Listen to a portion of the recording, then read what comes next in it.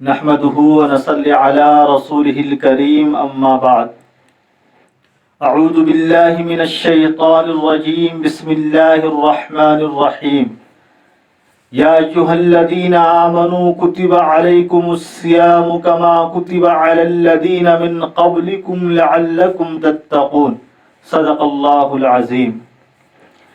محترم سامعین کرام، پردہ نشین ماں بہنوں، رمضان المبارک کا مبارک مہینہ چل رہا ہے، لیکن ہماری بدقسمتی یا محرومی ہے کہ لاک ڈاؤن کی وجہ سے ہم خانہ خدا مسجد میں جمع نہیں ہو سکتے ہیں، لیکن ہم اللہ کی عبادت کر سکتے ہیں، اس لیے کہ جناب نبی کریم محمد الرسول اللہ صلی اللہ علیہ وسلم نے فرمایا جعلت لی الارض مسجدا وطہورا، کہ ہمارے لیے تمام روئے زمین کو سجدگاہ سبب طہارت بنایا گیا ہے۔ تو اس سے معلوم ہوا کہ اگر کسی وجہ سے ہم مسجد میں نہ جا سکیں تو ہم اللہ کا ذکر کر سکتے ہیں، اللہ کی عبادت کر سکتے ہیں۔ ہمیں عبادت کی گنجائش ہے اپنے گھروں میں، ہم اپنے گھروں میں رہ کر اپنے مولا کو راضی کر سکتے ہیں۔ لہذا میرے بھائیو بزرگوں، اس مبارک مہینے میں ہم 5 وقتہ نمازیں اور تراویح کا خاص خیال رکھیں۔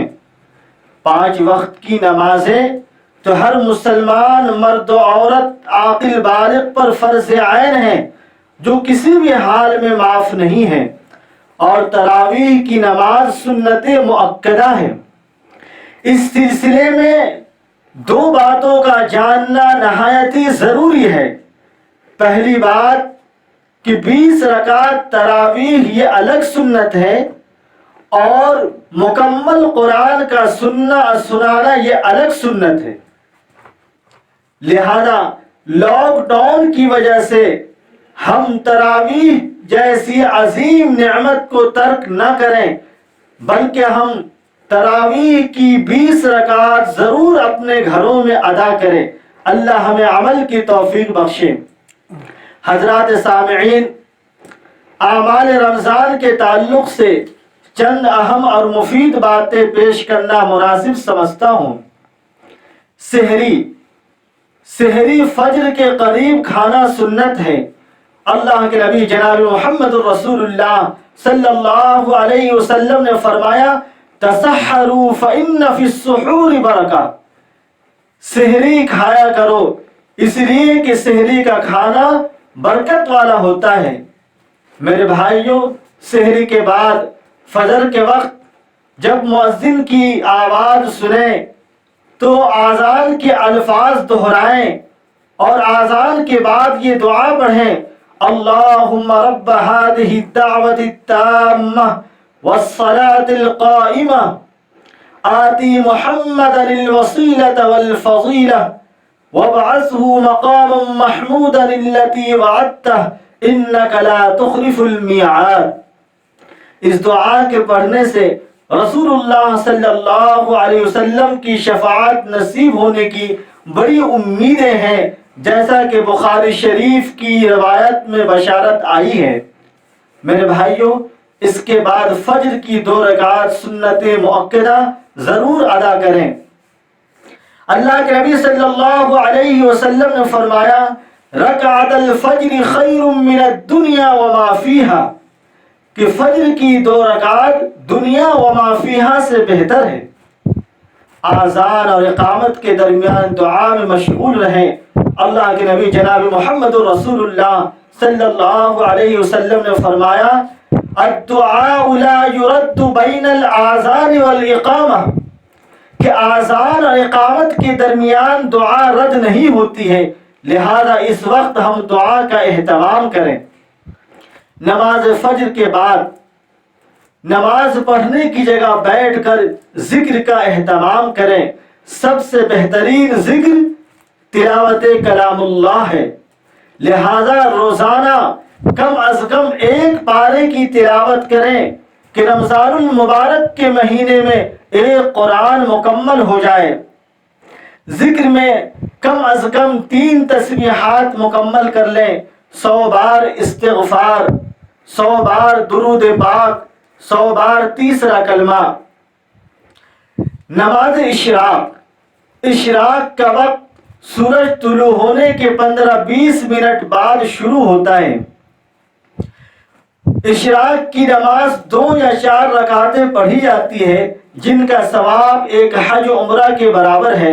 حضرت انس رضی اللہ تعالی عنہ کی روایت ہے کہ رسول اللہ صلی اللہ علیہ وسلم نے فرمایا کہ جس نے فجر کی نماز باجماعت ادا کی اور نماز ادا کرنے کے بعد اپنی جگہ بیٹھا رہا یہاں تک کہ سورج نکل آیا اور اس نے 2 رکعت نماز ادا کی تو اس کے لیے ایک مکمل حج و عمرہ کا ثواب ہے۔ اللہ اکبر کبیرہ۔ اشراق کی نماز کے بعد آرام کریں تو یہ نیت کر لیں کہ جسمانی اور دماغی تھکاوٹ دور ہوگی تو پھر دوبارہ انشاءاللہ ذکر اللہ میں مشغول ہو جاؤں گا، تو یہ آرام کرنا بھی عبادت میں لکھا جائے گا۔ میرے بھائیوں، اشراق کی نماز کے بعد ایک نماز ہے نماز چاشت۔ نماز چاشت کا مستحب وقت دن کے چوتھائی حصے سے شروع ہو کر کے زوال سے پہلے تک کا ہے، یعنی دن کا چوتھائی حصہ گزرنے سے شروع ہو کر زوال سے پہلے تک کا وقت ہے، یہ مستحب وقت ہے۔ لیکن اگر کوئی آدمی سورج کے طلوع ہونے کے بعد زوال سے پہلے تک چاشت کی نماز ادا کرتا ہے تو اس کی نماز ہو جائے گی۔ میرے بھائیوں بزرگوں، چاشت کی نماز 2 رکعت سے لے کر 12 رکعت تک پڑھی جا سکتی ہے۔ اس نماز کی فضیلت احادیث میں یوں بیان کی گئی ہے کہ جناب نبی کریم محمد رسول اللہ صلی اللہ علیہ وسلم نے فرمایا، جس نے چاشت کی 2 رکعتیں نماز ادا کی اس کا نام غافلین میں نہیں لکھا جائے گا، اور جس نے 4 رکعتیں چاشت کی نماز ادا کی اس کا نام عابدین میں لکھا جائے گا، اور جس نے 6 رکعتیں چاشت کی نماز ادا کی اس کے لیے کفایت کی جائے گی، اور جس نے 8 رکعت چاشت کی نماز ادا کی اللہ تعالیٰ اس کا نام اپنے فرما بردار بندوں میں لکھ دے گا، اور جس نے 12 رکعت چاشت کی نماز ادا کی اس کے لیے اللہ تعالیٰ جنت میں ایک مکان بنا دے گا۔ اللہ اکبر کبیرہ۔ اللہ ہمیں عمل کی توفیق عطا فرمائے۔